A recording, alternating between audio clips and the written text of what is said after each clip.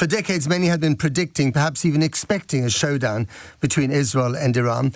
Military planners on both sides had been preparing for it.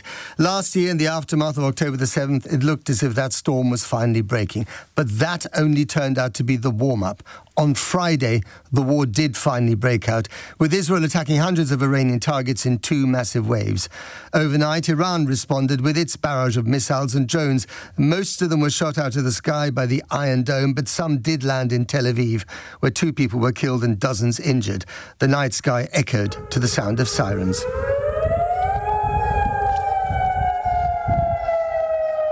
Then this announcement from Prime Minister Netanyahu. The military operation wasn't just meant to disable Iran's nuclear program, it was also meant to trigger regime change.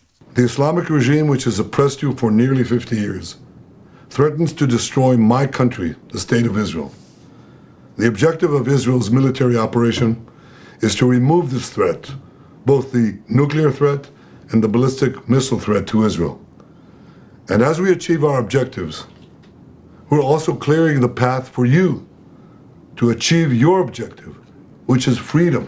This morning we will ask whether this is little more than wishful thinking. In Iran, at least 78 people were killed, including some of the country's most senior military commanders and nuclear scientists, some killed in their bedrooms by precision missile strikes. On both sides, civilians have died. Many more could die if this war escalates. This is Ayatollah Khamenei last month describing Israel as a lethal, cancerous tumour of the region that must be uprooted as his loyal followers chant death to Israel in response. Listen. مایه اختلاف رژیم صهیونی است. رژیم صهیونی که غده سرطانی خطرناک مهلک این منطقه است. So many questions this morning. How dangerous is this moment for the wider Middle East? Even if it delays or destroys one nuclear program, could it trigger a nuclear arms race in the region? And what about the possibility of regime change in Iran? Israel is now fighting several wars on many fronts. How long can that last? And what about that old-fashioned concept of diplomacy? Remember that? Presidents and prime ministers have called for it today again. They will do so surely at the G7 summit in Canada. But will the fighting parties even listen? Let's get an update of the situation on the ground with Paul McNamara, Channel 4 News' senior political correspondent, who joins me from Tel Aviv, a suburb in Tel Aviv. Paul, if I'm correct, how are you and where are you? I'm good, thanks, Matt. I'm actually, it's more of a town, really, just on the outskirts of Tel Aviv called Rishon LeZion. I am surrounded right now. If I look in every direction, there are a crew of about 12 emergency workers just in front of me now going patrolling houses everywhere around the streets here. There's a detritus of the strikes that happened at 5 a.m. this morning in this neighborhood. And just around the corner from me is what is now a crater, which used to be homes, where 2 people died in the early hours of this morning. And is it your understanding and the Israelis' understanding that these places were targeted, or were they trying to hit military targets and the missiles fell short? This is a very residential neighborhood. There is nothing here that would be a strategic target.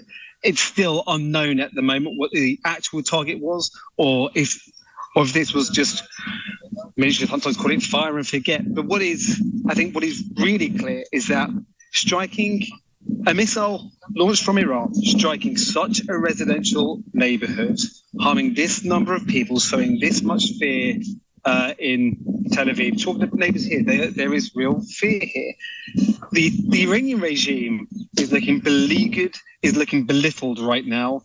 This will be grasped upon as a propaganda win. The scale of this strike is far smaller than anything that has happened by Israel on Iran. But the mere fact that they're able to land any rockets here so close to Tel Aviv in a residential neighborhood, that will be grasped upon. And despite the Iron Dome, of course, do people there now feel very vulnerable? I mean, you know, you've been to Israel before. You also covered the war in South Lebanon at the end of last year.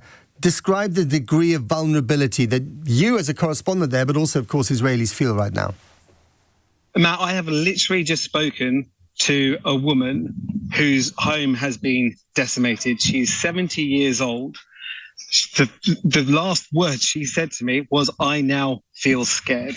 She's no stranger to the air raid sirens. At 5 a.m. this morning, it was different. From the the fear that's been sown over the last 48 hours, but B, by the very visceral reality of what she has experienced this morning.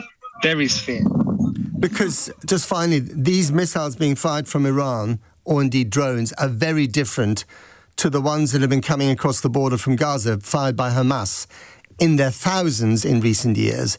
Those are very easily shot down by the Iron Dome, and even if they land, they don't create that much damage on the whole. Yes, some of these were ballistic missiles, so they are far harder to shoot down. Their destructive capacity is far greater. Now, in truth, despite all the rockets that were shot last night by Iran, very few of them actually made land contact. But the fact that they have, that's not insignificant. Paul McNamara, Senior Political Correspondent for Channel 4 News, currently near Tel Aviv. Thank you very much indeed for that, and look after yourself.